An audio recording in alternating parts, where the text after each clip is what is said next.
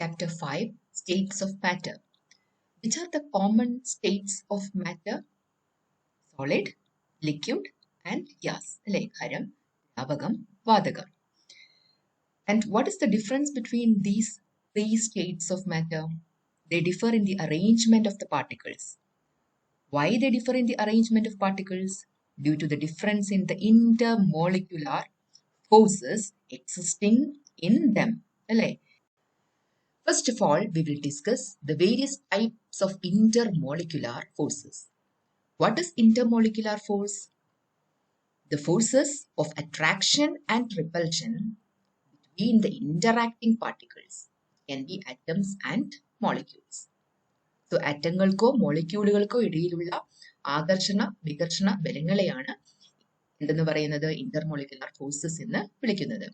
ഈ ഫോഴ്സസ് ഒരിക്കലും covalent ബോണ്ടോ ionic ബോണ്ടോ അല്ല. The attractive intermolecular forces are known as van der Waals forces. What are the different types of intermolecular forces? First one, dispersion forces or London forces. Second, dipole forces. Third, induced dipole forces. And fourth, hydrogen bonding. First one, dispersion forces or London forces. It is the attractive force between electrically symmetrical atoms and non-polar molecules having no dipole moment. അതായത് ആറ്റങ്ങൾ തമ്മിലാണ് ഉള്ളതെങ്കിൽ അവ electrically symmetrical ആയിരിക്കും. അതുപോലെ molecules തമ്മിലാണെങ്കിൽ they will be what? They will not be having any dipole moment, അല്ലെങ്കിൽ അത് polar അല്ല. സോ പൊളാരിറ്റി ഈ ആറ്റങ്ങൾക്കോ മോളിക്യൂൾസിനോ തുടക്കത്തിൽ ഇല്ല. അത്തരത്തിലുള്ള ആറ്റങ്ങളോ മോളിക്യൂളുകളോ അടുത്തു വരുമ്പോൾ ആകസ്മികമായി വൈദ്യുത ധ്രുവീകരണം അവയ്ക്ക് സംഭവിക്കുകയും താൽക്കാലികമായി അവയിൽ ചാർജ് അല്ലെങ്കിൽ പോളുകൾ ഡെവലപ്പ് ചെയ്യുകയും ചെയ്യും.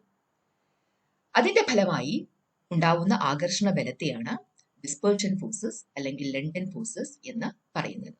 So the dipole which is developed momentarily in such atoms and molecules which are not having any permanent dipole moment. ചിത്രത്തിൽ രണ്ട് ഹീലിയം ആറ്റങ്ങൾ കാണിച്ചിരിക്കുന്നു, 1 and 2. അവ ഇലക്ട്രിക്കലി സിമിലർ ആണ്, അതായത് പോളാർ അല്ല. അത്തരത്തിൽ രണ്ട് ആറ്റങ്ങൾ അടുത്ത് വരുമ്പോൾ അവയിൽ ഒരു ഇലക്ട്രോസ്റ്റാറ്റിക് അട്രാക്ഷൻ ഉണ്ടാവുന്നു. അതിന്റെ ഫലമായി അവ കുറച്ചു നേരത്തേക്ക് മാത്രം താൽക്കാലികമായി പോളാറായി മാറുന്നു. അവയ്ക്ക് ഡിസ്റ്റോഷൻ, അവയുടെ ഇലക്ട്രോൺ ക്ലൗഡിന് ഡിസ്റ്റോഷൻ സംഭവിക്കുന്നതായിട്ട് കാണാം. സോ ഒരു ഭാഗം ഡെൽറ്റ പ്ലസും അടുത്ത മോളിക്യൂളിന്റെ അല്ലെങ്കിൽ ആറ്റത്തിന്റെ ഭാഗം എന്ന് പറയുന്നത് ഡെൽറ്റ മൈനസുമായി മാറുന്നു. So that momentarily existing intermolecular forces or atomic forces is known as what? The dispersion force or London forces. അടുത്തത് dipole forces ആണ്. Dipole forces പേര് കേൾക്കുമ്പോഴേ അറിയാം. It is the force which is acting between molecules possessing permanent dipole. അല്ലെ, സ്ഥിരമായ polarity ഉള്ള അല്ലെങ്കിൽ already polar ആയിട്ടുള്ള രണ്ട് ആറ്റങ്ങളോ മോളിക്യൂളുകളോ തമ്മിലുള്ള ഫോഴ്സ് ഓഫ് അട്രാക്ഷനെയാണ് ഡൈപോൾ ഫോഴ്സസ് എന്ന് പറയുന്നത്. ഇവിടെ പൊളാരിറ്റി സൂചിപ്പിക്കാൻ ഗ്രീക്ക് ലെറ്റർ ഡെൽറ്റയാണ്. So delta plus and delta minus ആണ് ഉപയോഗിക്കുന്നത്. HCl molecule is already polar with delta plus for hydrogen and delta minus for chlorine. So between hydrogen chloride molecules, there exists an attractive force between the chlorine of one molecule and hydrogen of another molecule. Next is induced dipole forces. This type of attractive forces operate between polar molecules having permanent dipole and the molecules lacking permanent dipole. ആര് തമ്മിലായിരുന്നു? ഒരു molecule polar ആയിരിക്കും, അതിനോട് interact ചെയ്യുന്ന അടുത്ത molecule non polar ആണ്. So ഇത്തരത്തിലുള്ള പോളാറും non പോളാറുമായിട്ടുള്ള molecules അടുത്ത് വരുമ്പോൾ പോളാർ മോളിക്യൂളിന്റെ പ്രേരണ മൂലം നോൺ പോളാർ മോളിക്യൂൾ താൽക്കാലികമായി പൊളാരിറ്റി ഡെവലപ്പ് ചെയ്യുന്നു. So polarity is induced in the non polar molecule. അതുകൊണ്ടാണ് അതിനെ ഇൻഡ്യൂസ്ഡ് ഡൈപോൾ ഫോഴ്സസ് എന്ന് പറയുന്നത്. So that attractive force is known as induced dipole forces. Permanent dipole of the polar molecule induces dipole on the electrically neutral molecule by deforming its electronic cloud. Thus, an induced dipole is developed in the other molecule. ചിത്രത്തിൽ നോക്കാം, AB is permanently polarized. അതിനടുത്തേക്ക് വരുന്നത് ഒരു non polar molecule ആണ്. As a result, what happens? The non-polar molecule is getting polarized. It is developing delta minus and delta plus charges. So, അവ തമ്മിലുള്ള ഇപ്പൊ രണ്ടുപേരും polar ആയി. One is already polar. അത് മറ്റൊന്നിനെ കൂടി പോളാർ ആക്കി മാറ്റി. അപ്പൊ അവ തമ്മിൽ ആകർഷണ ബലം ഇലക്ട്രോസ്റ്റാറ്റിക് ഇന്ററാക്ഷൻ ഉണ്ടാവും. Delta minus of one and delta plus of the other. This is dipole induced dipole interaction. And the last type is hydrogen bonding. ഇത് നമ്മൾ കെമിക്കൽ ബോണ്ടിങ്ങിൽ കണ്ടതാണ് അല്ലെ. Hydrogen bonding is defined as attractive force which binds the hydrogen atom of one molecule with the electronegative atom of another molecule. ഏതൊക്കെയാ electronegative atoms? Fluorine, oxygen or nitrogen. Example ആയിട്ട് HF molecules തമ്മിലുള്ള weak interaction dotted ലൈനിൽ കാണിച്ചിരിക്കുന്നു. Hydrogen bonds ഏതൊക്കെ തരത്തിലുണ്ട്? Inter molecular hydrogen ബോണ്ടും അതുപോലെ intramolecular hydrogen ബോണ്ടും. Intermolecular ഫോഴ്സസിനെ പറ്റി പറയുമ്പോൾ ഒരു വസ്തുവിന്റെ തെർമൽ എനർജി കൂടി പറയേണ്ടതുണ്ട്. എന്താണ് തെർമൽ എനർജി അല്ലെങ്കിൽ താപോർജം? ഒരു വസ്തുവിൽ അടങ്ങിയിരിക്കുന്ന ആറ്റങ്ങൾ അല്ലെങ്കിൽ തന്മാത്രകൾ പല വിധത്തിലുള്ള ചലനങ്ങൾക്ക് വിധേയമായി കൊണ്ടിരിക്കും. ഈ ചലനങ്ങളുടെ ഫലമായി രൂപപ്പെടുന്ന ഗതികോർജത്തിന്റെ അളവിനെയാണ് താപോർജം എന്ന് വിളിക്കുന്നത്. That is, thermal energy is the energy of a body arising from the motion of its atoms or molecules, and it is directly proportional to the temperature of the substance. താപോർജം താപനിലയ്ക്ക് നേർ അനുപാതത്തിലായിരിക്കും. It is the measure of the average kinetic energy of the particles of matter and is thus responsible for what? The motion of the particles. So average, the measure of average kinetic energy. Now we will see the interrelationship between intermolecular forces and thermal interactions. The three states of matter are the result of the balance between intermolecular forces and thermal energy of the molecules എന്നാണ്. അതായത് അന്തർ തന്മാത്രിക ബലങ്ങളുടെയും താപോർജത്തിന്റെയും ഏറ്റക്കുറച്ചിലുകളാണ് ഒരു പദാർത്ഥത്തിന്റെ മൂന്ന് അവസ്ഥകൾ തീരുമാനിക്കുന്നത്. The intermolecular interaction will be in the order gas to liquid to solid. That is, it increases from gas to solids. Whereas thermal energy decreases from gas to solids, or thermal energy increases from solid to gas. Now we have to discuss the gaseous state, which is the state of matter in which the molecules have the highest thermal energy and the minimum intermolecular forces. എന്തൊക്കെയാണ് ഗ്യാസിന്റെ സവിശേഷതകൾ എന്ന് നോക്കാം. Gases are highly compressible. വാതകങ്ങളെ വളരെയധികം അമർത്തി ഞെരുക്കാൻ കഴിയും. Gases exert pressure equally in all directions. വാതകങ്ങൾ എല്ലാ ദിശയിലേക്കും ഒരുപോലെ മർദ്ദം ചെലുത്തുന്നു. Gases have much lower density than the solids and liquids. ഏറ്റവും കുറഞ്ഞ സാന്ദ്രതയുള്ള അവസ്ഥയാണ് വാതകാവസ്ഥ. The volume and the shape of the gases are not fixed.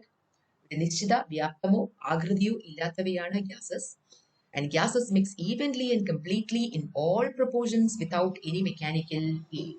വാതകങ്ങൾ ഏതനുപാതത്തിൽ കലർത്തിയാലും പുറമേ നിന്നുള്ള സഹായമില്ലാതെ തന്നെ അവ പൂർണ്ണമായും കൂടിക്കലർന്ന് ഏകാത്മക മിശ്രിതമായി മാറുന്നു. First one, Boyle's law. At constant temperature, the pressure of a fixed amount, that is number of moles n of a gas, varies inversely with its volume എന്നാണ്. താപനില സ്ഥിരമായിരിക്കുമ്പോൾ ഒരു നിശ്ചിത അളവ് വാതകത്തിന്റെ മർദ്ദം വ്യാപ്തത്തിന് വിപരീത അനുപാതത്തിലായിരിക്കും. Mathematically, P is directly proportional to 1 by V. That is, P is inversely proportional to V. Or P is equal to K1 into 1 by V. Or you can write K into 1 by V. Or PV is equal to a constant. PV is equal to K1. Now consider a fixed mass of gas at constant temperature. If P1 is the pressure when the volume is V1 and P2 the pressure when the volume is V2, then according to Boyle's law, P1 V1 is equal to P2 V2. Next is graphical representation of Boyle's law. The Boyle's law can be illustrated by plotting PV against P at constant temperature. And in this graphs, PV remains constant. These graphs are called isotherms. Iso means same and term temperature, that is temperature remains constant. See the graphical representations. This is the PV versus P graph. At any pressure, you can see that PV remains constant. The other graphs are P versus 1 by V. It is a straight line passing through the origin. Next, P versus V. Pressure is inversely proportional to volume, so the graph will be a curve like this.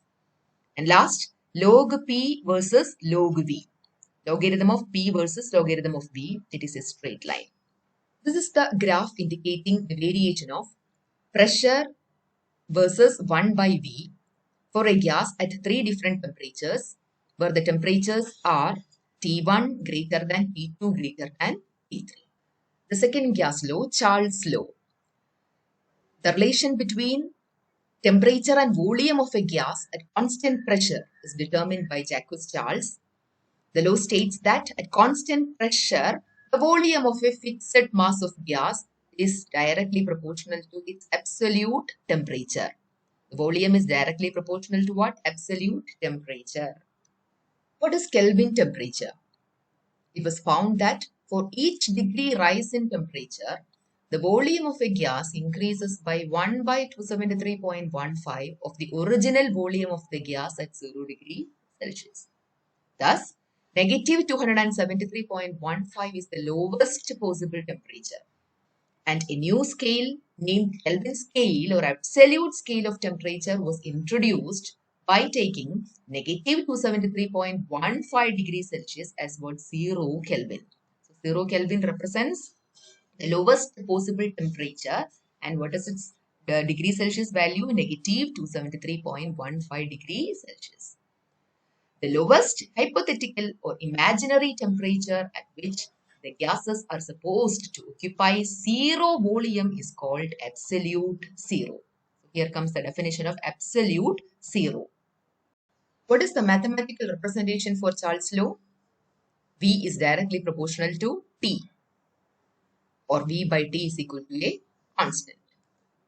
Again, if V1 is the volume at temperature T1 and V2 is the volume at temperature T2, according to Charles' law, V1 by T1 is equal to V2 divided by T2. Next is graphical representation. Charles' law can be illustrated by plotting volume of a given mass of gas against temperature, V versus T graph. And in these graphs, pressure is kept constant. So these graphs are known as isobars. The graph of volume versus temperature is a straight line. The graph of volume versus temperature for Charles' law, when extrapolated, that is on back extension, touches the x-axis at the lowest possible temperature, which is negative 273.15 degree Celsius, which is the absolute zero temperature. The third gas law is Gay-Lussac's law, and it is the relationship between pressure and temperature.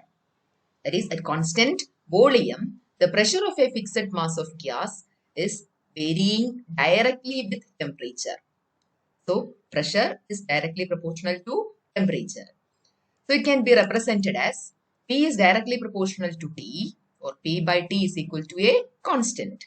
Or you can write P1 by T1 is equal to P2 by T2. The graphical representation of Gay-Lussac's law with pressure against temperature at constant volume are called isochores. So volume remaining constant, they are called isochores.